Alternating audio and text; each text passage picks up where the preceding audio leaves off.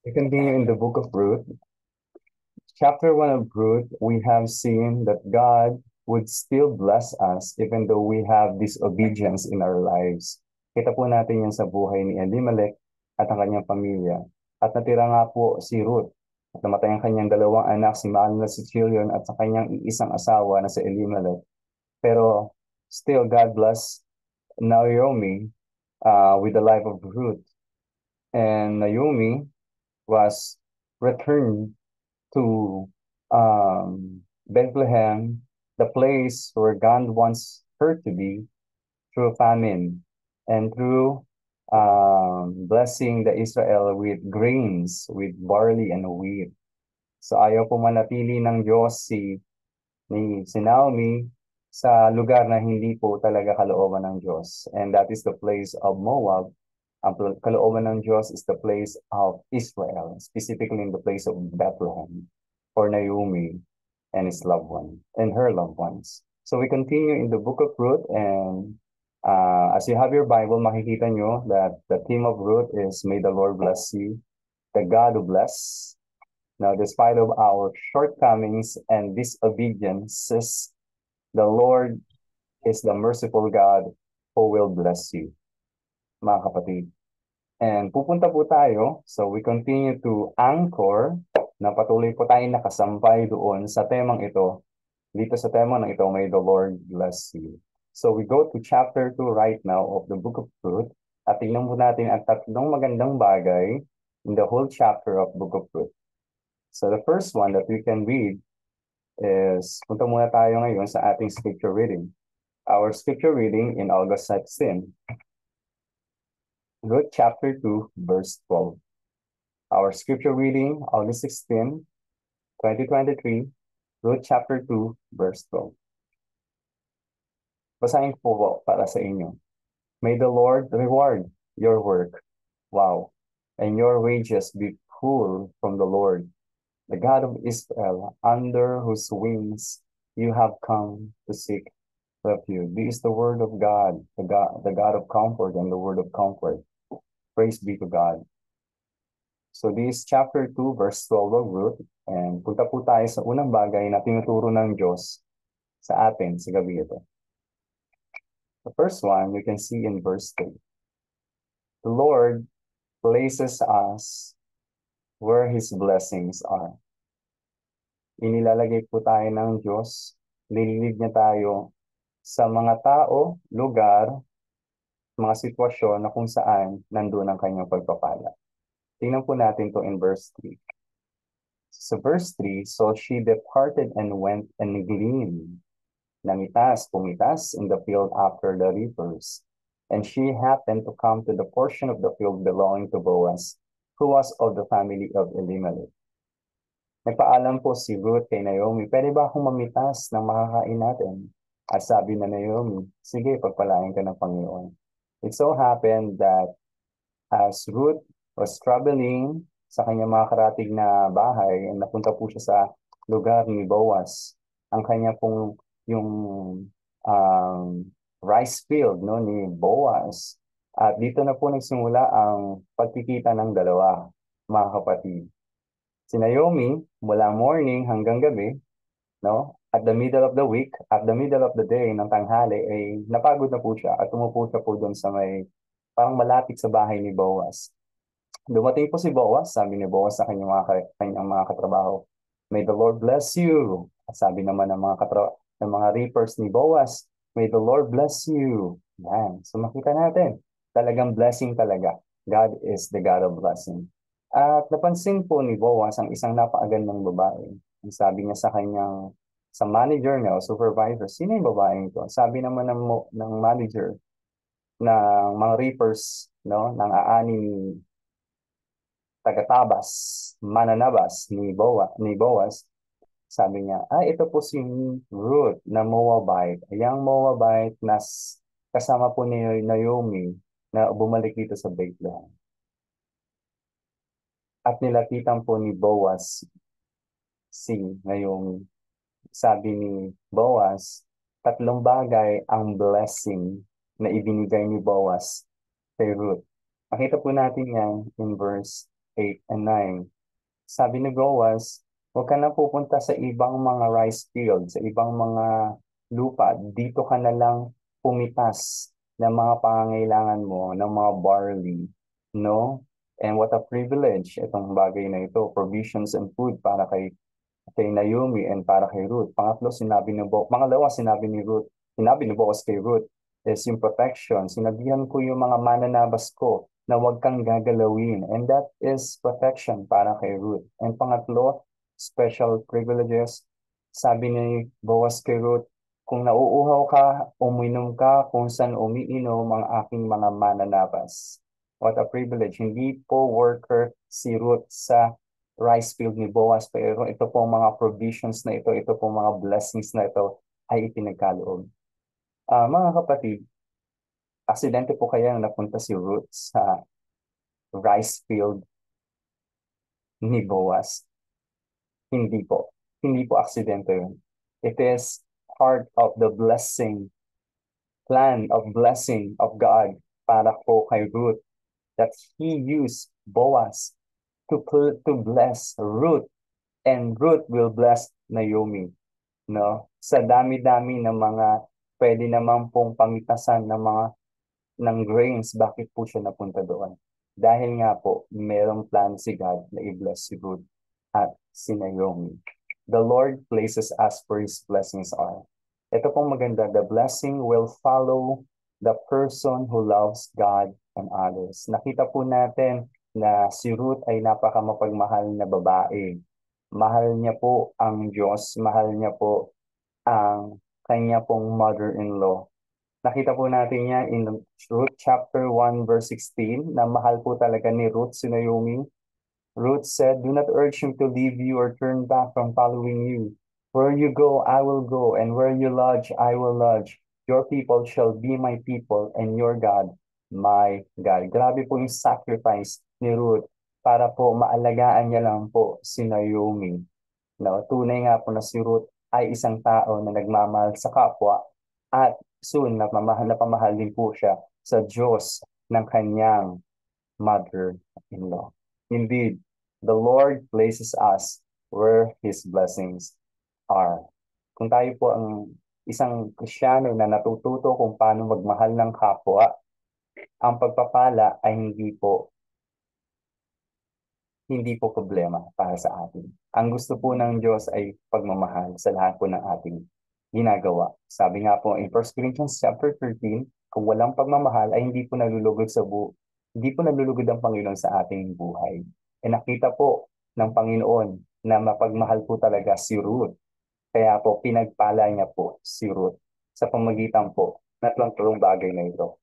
Provisions and food, protection and special privileges, at kumakain din po si Boaz at si Ruth sa table po kasama si Boaz. Grabe po yung privilege talaga na ito, mga kapatid.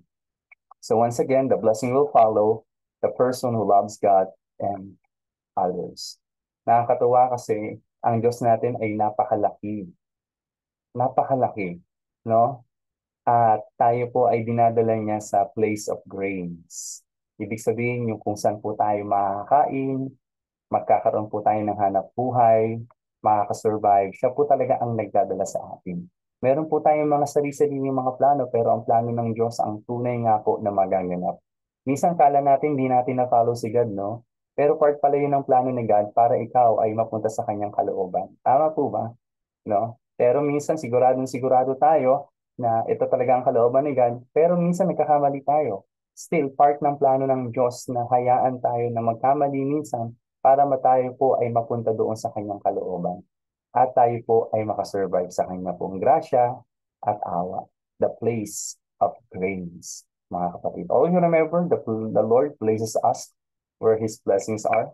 Pangalawang bagay, in chapter 2, verse 12, ito po ang sinasabi, the Lord will reward our labor with blessing. The Lord will reward. Napakaganda ng word na reward. No? Our labor with blessing. Let's read verse 12. Chapter 2, verse 12 of Ruth. May the Lord reward your work, and your wages be full from the Lord, the God of Israel, under whose wings you have come to seek refuge. Pakita po natin isang bagay dito patungkol kay God is the rewarder. Ano? It means if you have done something good, He will give you what you deserve. No? He will give you reward. Ito po yung pagkakataon na ito na sinabi ni Boaz kay Ruth, no? Na huwag gantipalaan ka ng Diyos dahil sa mga pag, anong tawag sa Tagalog nun, yung dahil sa iyong pagpapagal, no? Nakita natin yun. Ano po ba ang trabaho na ginawa ni Ruth? Yung work, yung labor na ginawa ni Ruth? Masipag po ba siyang mag-glean ng mga barley grains? Siyempre masipag po siya, pero meron tinutukoy si Boaz dito na work. Tingnan po natin in verse 11. Ang tinutukoy na work dito or labor ni Ruth is this, verse 11. Boaz replied to her, all that you have done for your mother-in-law after the death of your husband has been fully reported to me. Wow, grabe, no? Lahat pala ng ginawa ni Ruth para kay Naomi simula nang namatay ang asawa ni Ruth, asawa ni Naomi, kung paano po si Ruth, kung paano yung inalagaan ng kanyang matandang mother-in-law. Lahat daw po yun, the place of Moab, papunta sa Bethlehem, lahat po yun ay nalaman ni Boaz, grabe. Ito po in verse 11, and how you left your father and your mother and the land of your birth and came to a people that you did not previously know. Kita natin dito yung sacrifice. Paulit-ulit ito, no? Yung sacrifice, iniwan po ni Ruth ang kanyang nanay at tatay. He left everything just to take care of her beloved mother-in-law. Grabe po yun. Ayun po yung narinig ni Boaz. Ayun po yung sinasabi na labor po ni Ruth na na-impress si Boaz. Si Boaz po na love at first sight kay Ruth, hindi po dahil sa kagandahan ni Ruth, kundi sa kagandahang loob na nakita niya sa kanyang puso.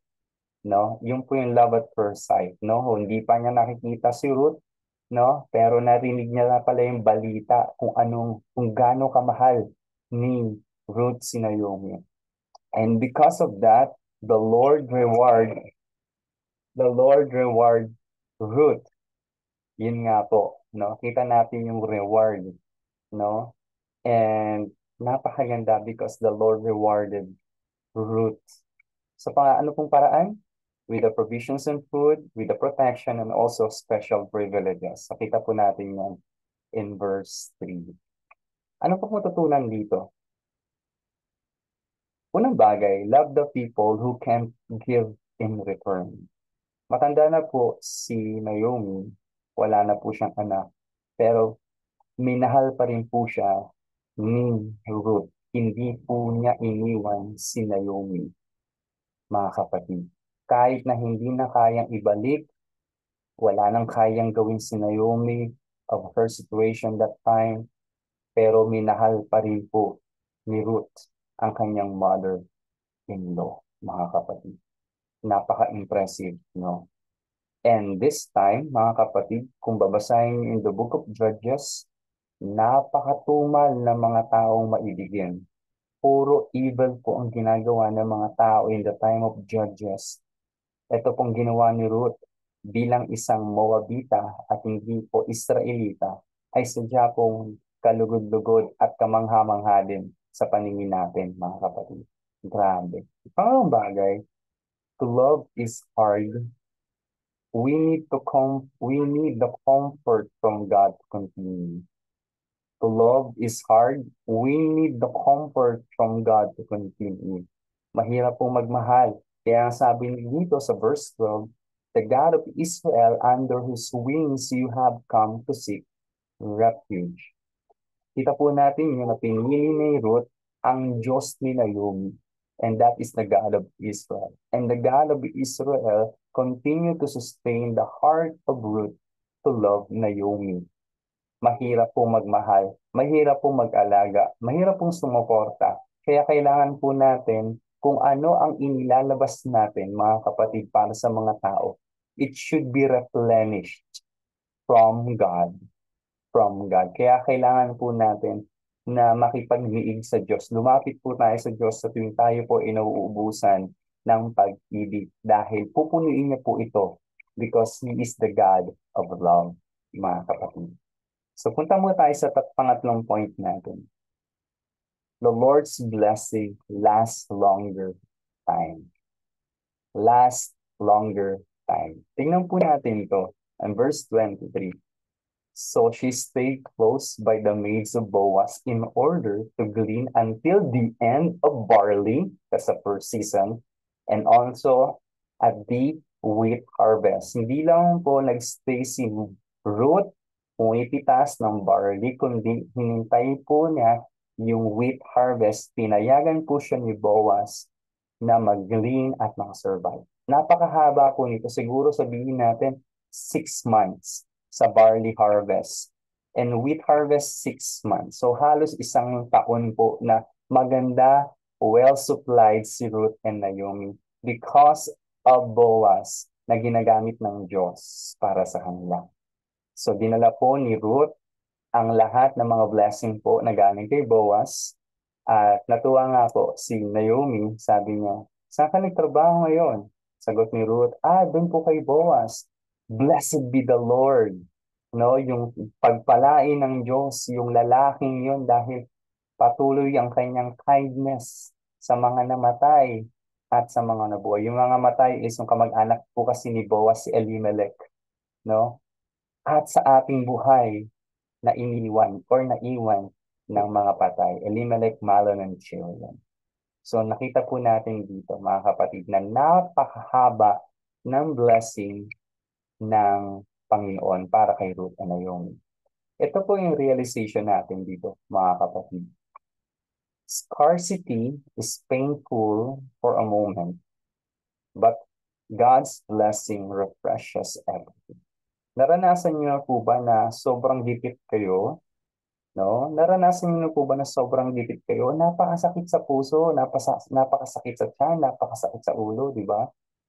Sabihin natin, it just lasted for 1 year.